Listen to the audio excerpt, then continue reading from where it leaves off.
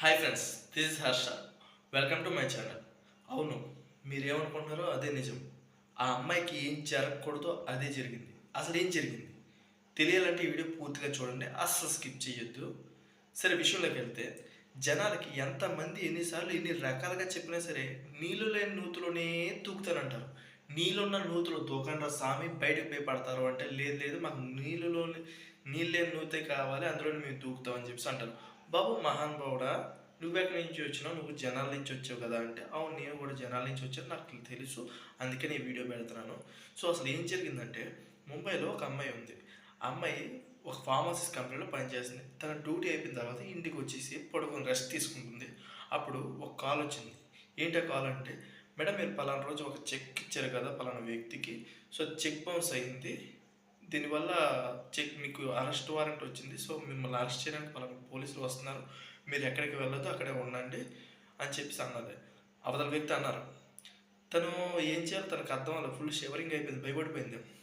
సరే అసలు ఏం మాట్లాడుతున్నారు మీరు, నాకు ఏం తెలుసు, నాకేం ఎవరికి చెక్ ఇవ్వలేదంటే, లేదు లేదు మీరు పలానా వ్యక్తికి ఇచ్చారు, సో మీరు ఆ ఇష్యూలో ఇరుక్కుపోయారు, ఇప్పుడు మీరు బయట పడాలంటే ఖచ్చితంగా మేము చెప్పినట్టు వినాలి అని చెప్పేసి ఆ అమ్మాయిని డిజిటల్ అరెస్ట్ చేశారు. డిజిటల్ అరెస్ట్ అంటే అసలు ఆ వీడియో కాల్లోనే ఉండాలి, వాళ్ళ ఫేస్ ఎప్పుడు కనిపించాలి, ఎవరి దగ్గరికి వెళ్ళకూడదు. సో తను అలాగే చేసింది, డిజిటల్ అరెస్ట్ అయిపోయింది.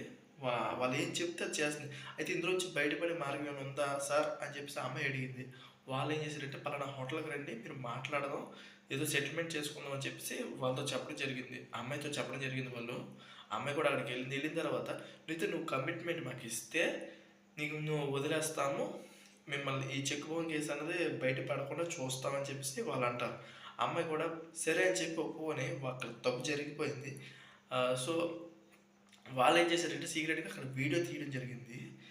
ఆ వీడియో తీసి తర్వాత అమ్మాయిని బ్లాక్మెయిల్ కూడా చేయడం స్టార్ట్ చేశారు. 2 lakhs ఇస్తే వీడియో నెట్లో అప్లోడ్ చేయు, లేకపోతే ఖచ్చితంగా అప్లోడ్ చేస్తామని చెప్పేసి అనగానే తను భయపడిపోయి తన ఫ్రెండ్కి ఫోన్ చేసి, సరే నాకు కొంచెం టైం ఇవ్వండి నేను చేస్తానని చెప్పేసి బయటకు వచ్చి తన ఫ్రెండ్కి చెప్పిందనమాట.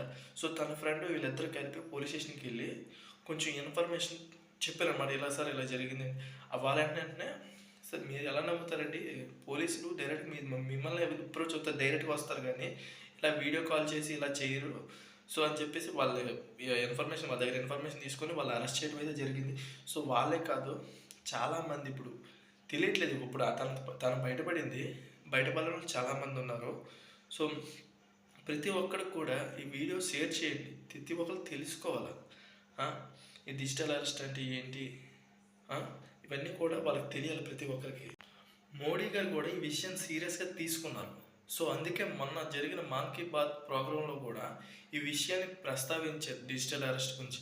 అందుకే ఇప్పుడు మనం ఎవరికి కాల్ చేసినా సరే, ఎవరు మనకు కాల్ చేసినా సరే ఏమొస్తుంది, సైబర్ నేరగాళ్ళు మిమ్మల్ని మోసం చేసే అవకాశాలు ఉన్నాయి, చాలా జాగ్రత్త వహించండి అనే కదా చెప్తున్నారు.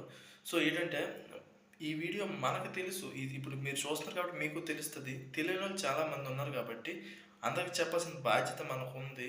నా వంతుగా నేను ఈ వీడియో తీస్తున్నాను. సో వీడియో షేర్ చేసి అందరికి తెలిసేటట్టు చేయండి. ఈ వీడియో కానీ నచ్చితే లైక్ చేయండి, సబ్స్క్రైబ్ చేయండి. Thank you. జై హింద్.